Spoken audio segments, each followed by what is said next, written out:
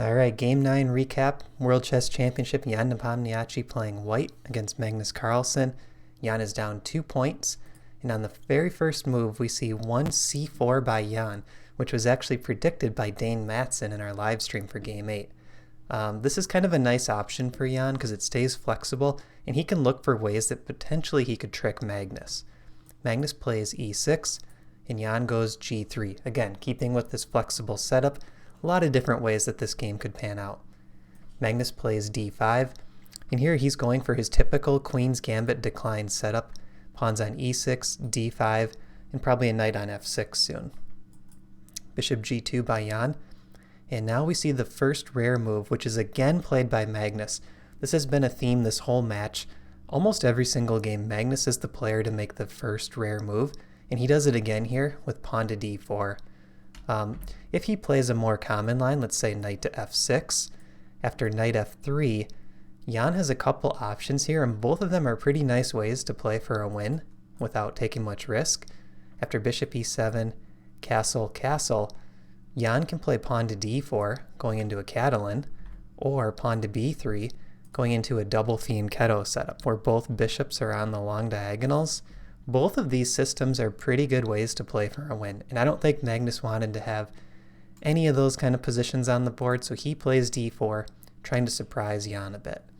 Jan plays knight f3, and knight c6. Magnus is going for a solid setup, trying to control these dark squares on both b4 and d4. And it does give Jan just a very slight advantage. So after castle, bishop c5, d3. Now we see a 10-minute think by Magnus, and he plays move 6, knight to f6. And I think here he's just trying to make sure that Jan doesn't trick him with this move order. Knight to d2 by Jan. And Jan's plan here is to play knight b3, pawn to e3, open up the center, and maybe claim a small advantage if he can get this d-pawn up to d4 eventually. So here Magnus plays pawn to a5, and this helps because if Jan plays knight to b3, the a-pawn can actually come up and kick the knight later with pawn to a4. And also Magnus would like to play pawn to e5, gaining space in the center for himself, but if he plays it immediately, there's pawn to b4. And after bishop takes b4, there's this nice tactic for Jan, knight takes e5.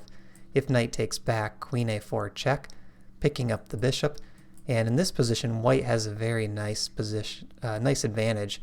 Queen cutting off the castling for black, and the g2 bishop points at this pawn on b7. So this would be very good for white. So Jan is ready for e5 on move 7. Magnus plays a5, which kind of prepares to play e5 next.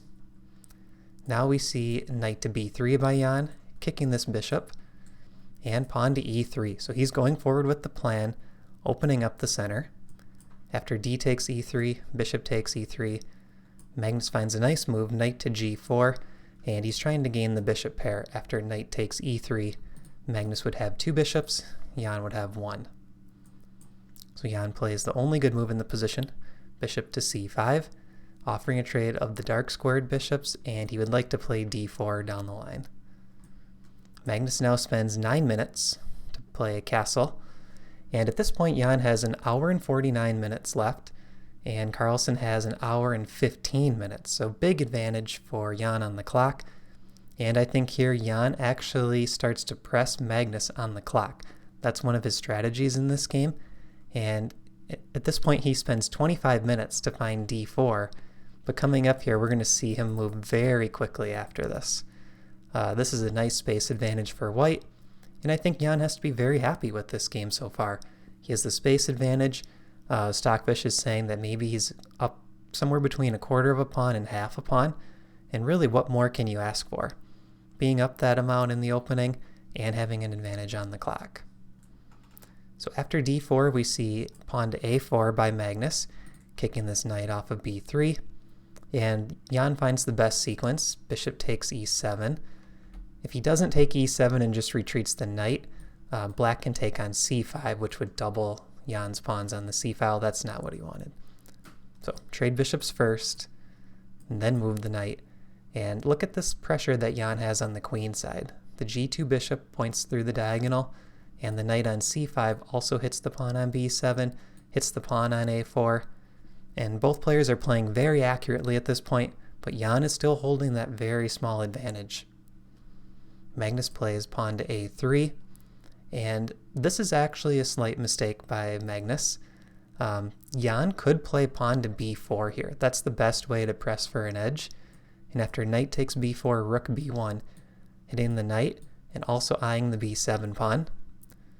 b6 is the best move for black, and then the game could continue. Rook takes knight, pawn takes knight, rook to b5, and black has to be careful with tactics on the diagonal, so he should move the rook.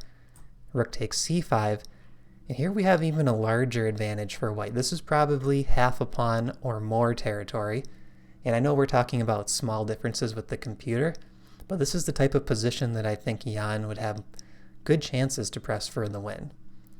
He did not go for b4 though. Instead, he played b takes a3. And it's funny, my dad mentioned to me the other day, he's like, yeah, I was watching your game recap, and it's interesting to hear you talk about how the World Championship players could improve and talk about their mistakes. So I should note that I use Stockfish. I'm constantly checking these lines with the computer. That's how I'm able to say there is an improvement for a World Championship player. So after b takes a3, we see rook to d8 by Magnus. This threatens knight takes d4.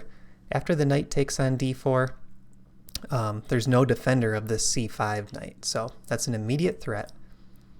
We see a retreat with knight b3, knight back to f6, and now rook e1 by Jan. I think the more accurate move order might be queen to e2 here, and try to put this rook on d1, getting behind the d pawn and trying to push it.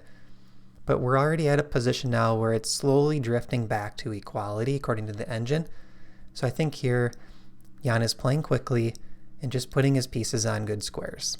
Right, the rook can't be bad on the e-file, it's lined up with the black queen. So Magnus gets the queen off the e-file, takes a3, we see queen e2, and pawn to h6 by Magnus. h6 is just a flexible move that prepares for any back rank shenanigans later on. There's no back rank checkmate once the king has this escape square to h7. Pawn to h4 by Jan. A nice move that could lead to a potential kingside attack down the line.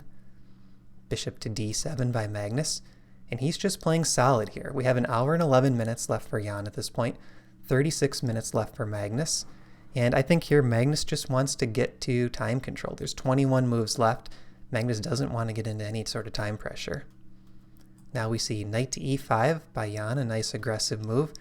But here you can imagine if the rook were on d1, this is probably a little bit stronger for white, because after knight takes, pawn takes, you really want this rook on the open file. Magnus plays bishop to e8. He's speeding up, playing ultra solid, and now it's up to Jan to figure out how to apply extra pressure here. He plays queen to e3, and I think the idea here is the queen defends the knight on b3, also defends this pawn on d4 an extra time, kind of passing the ball to Magnus, saying, all right, Magnus, now it's up to you to find a move, because we've just seen you play bishop d7, bishop to e8, and it's unclear what your plan is. Queen to b4 by Magnus. He spends 9 minutes. This is the top move. And at this point, we have an hour and 1 minute for Jan, 26 minutes for Magnus, and the idea is to play knight takes e5 next. That's kind of the plan for Magnus. And rook to a3 is also an idea, pinning this knight on b3, which makes the d4 pawn weak. So we're starting now to see a little bit of counterplay coming from the black side of this position. We have rook e to b1 by Jan. This threatens knight c5, so there's an immediate threat. Knight c5 allows the rook on b1 to attack the black queen. And Magnus plays knight takes e5, d takes e5, and knight to g4. And at this point, I think it's hard to claim any advantage for white. I think black is getting some counterplay in the position. We see the knight on g4 hits f2, hits e5. The rook on a8 is already well placed, hitting a2, and the pawn on c4 is potentially weak. So Magnus has quite a bit of threats in this position, and even though Jan is up quite a bit on time, he still has to be careful not to allow Magnus to get some sort of tactic with this counterplay. He plays queen to e1, and after the queen trade, Magnus plays pawn to h5, and this is really tempting Jan to take b7. It's a sacrifice of a pawn, and the reason Magnus does this is because after the pawn sack, Black really has full compensation for that pawn, and he plays rook to a4, and now he's starting to pressure Jan, right? We see the c4 pawn attacked, it's loose, the a2 pawn is still pressured, the f2 pawn is pressured, and Magnus controls the open d file, right? So there's a lot of play here for Magnus. Now, at this point, there were 54 minutes on the clock for Jan, 17 minutes for Magnus, 54 to 17. Jan spends 5 minutes, and he plays pawn to c5. Now, the idea with c5, to me, was a little bit unclear. I mean, I think he obviously wants to defend the c-pawn. But what he didn't look at is there's a couple good moves for Magnus. Magnus could play a move like rook to d3, which is strong on its own. And the idea would be probably like rook to b4 next and bring the king into the game. All of Black's pieces are active. But there's an even better move. And at this point, Magnus went from 17 minutes to 14 minutes. So he spent 3 minutes on this move. He plays pawn to c6. And all of a sudden, the b7 bishop is trapped. There is nothing Jan can do to save that bishop. So Jan plays pawn to f3. Magnus retreats, knight to h6.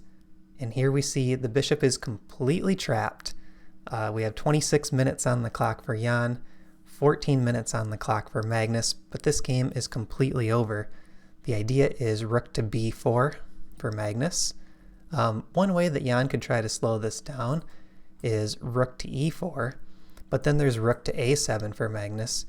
After rook to b4, rook to b8, and really there's nothing that Jan can do here. That bishop is completely gone. It's double attacked. Now it's pinned to the rook on b4, so there's not even bishop takes c6. If Jan takes this right away, there's bishop takes c6 back, hitting the f3 pawn, and again, both of Magnus's rooks are very active. So I'm recording this recap while the game is still going on. Currently we are at knight to h6. This is completely winning for Magnus. The game is over at this point, 14 minutes left on the clock. So this is going to be a 3-point lead for Magnus heading into game 10 of the match, and Magnus will have the white pieces. What a game. So stay tuned for the recap tomorrow. We will also have that posted right as the game finishes. Thanks for watching, and we'll see you in the next video.